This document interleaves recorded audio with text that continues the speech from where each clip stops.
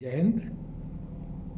इससे पहले मैं अपने पिछले 2 वीडियोस में आपको स्पर्श सिस्टम के बारे में बता चुका हूँ। मेरे आज के इस वीडियो का उद्देश्य जो पुराने पेंशनर्स हैं उनको जॉइंट नोटिफिकेशन के बारे में जानकारी देना है। पीसीडीए पेंशन इलाहाबाद ने जो 11 जनवरी को एक सर्कुलर इशू किया है, सर्कुलर का नंबर है 657, जिसमें उन्होंने इस समस्या के बारे में बताया है। तो इस वीडियो में मैं आपको 3 मुख्य मुद्दे कवर करूंगा। पहला कि यह फैमिली पेंशन का जॉइंट नोटिफिकेशन क्या चीज़ है, दूसरा इसका क्या महत्व है और इसके यदि ये नहीं होती है तो इसमें क्या दिक्कतें आती हैं, और अंत में कि यदि ये पुराने पेंशनर के केस में नहीं हुआ है तो इसको अभी करने का तरीका क्या है। इससे पहले कि मैं फैमिली पेंशन के जॉइंट नोटिफिकेशन के बारे में विस्तार से बताऊं, मैं एक व्हाट्सएप के जो मैसेज है उसके बारे में आप सबको अवगत कराना चाहता हूं।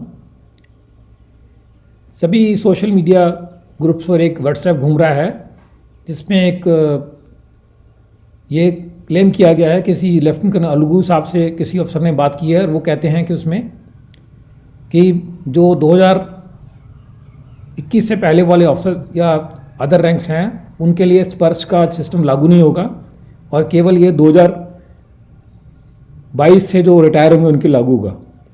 और दूसरा मुख्य चीज़ इसमें कहा गया है कि जो नए पीपीओ हैं 7th पे कमीशन वाले, उसके अंदर आधार कार्ड और ईमेल आईडी एंटर करने का प्रोविज़न नहीं है। तो ये दोनों बातें जो हैं सरासर गलत हैं। तो मुझे लगा कि मैं इस व्हाट्सएप मैसेज के बारे में भी मैं आपको अवगत कराऊं, क्योंकि जो स्पर्श सिस्टम है इसको चरणबद्ध तरीके से लागू किया जा रहा है और ये तमाम जो 30 से 32 लाख पूरे पेंशनर हैं पास्ट वाले, उन सब के लिए भी लागू होगा। फैमिली पेंशन का जॉइंट नोटिफिकेशन क्या है और इसका महत्व क्या है।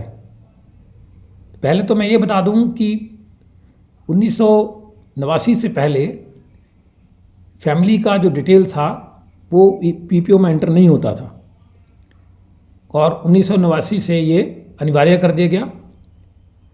अभी जॉइंट नोटिफिकेशन का महत्व क्या है। यदि किसी पीपीओ में फैमिली के जो पर्टिकुलर्स हैं वो नहीं एंटर हैं तो और फैमिली पेंशन जो पेंशनर है तो उसकी डेथ हो जाती है, तो उसके बाद फैमिली मेम्बर जो भी उसको पेंशन अप्लाई करना पड़ता है पेंशन के लिए, फैमिली पेंशन के लिए, जिसमें तकरीबन प्रोसेसिंग से लेकर सैंक्शन तक के समय में तकरीबन 6 से 10 महीने का टाइम लग सकता है।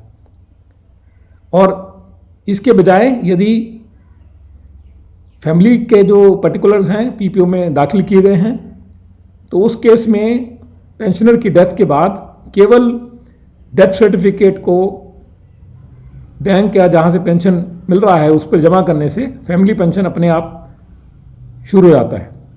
तो इसका ये महत्व है।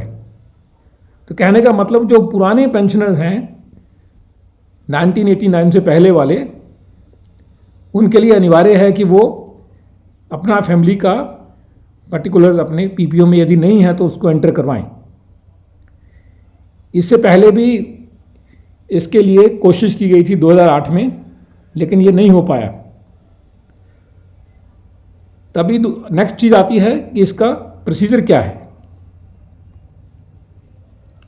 एक department of ex-service and welfare जो मिनिस्ट्री ऑफ डिफेंस का हिस्सा है, उसने 15 जुलाई 2016 को एक लेटर जारी किया कि जिसके अंत में वो फॉर्म है, 2 पेज का फॉर्म है, जिसको भर के उसको जमा करना है डिस्ट्रिक्ट सैनिक बोर्ड में और वहाँ से वो जाएगा रिकॉर्ड ऑफिस में, वहाँ से वो जाएगा पीसीडीए पेंशन इलाहाबाद जो कि फैमिली पेंशन को सैंक्शन करेगा।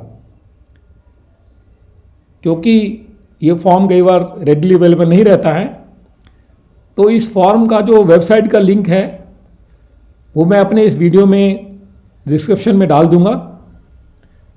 और इसके अलावा मेरी ईमेल आईडी के माध्यम से भी कोई अगर फॉर्म चाहता है तो मैं उसको भेज सकता हूँ। यहाँ तक कि अगर कोई व्हाट्सएप के माध्यम से भी मैं इस फॉर्म को कोई मुझे अप्रोच करेगा, मैं उसको भेज दूंगा। तो आज के लिए इतना ही। जय हिंद, वंदे मातरम।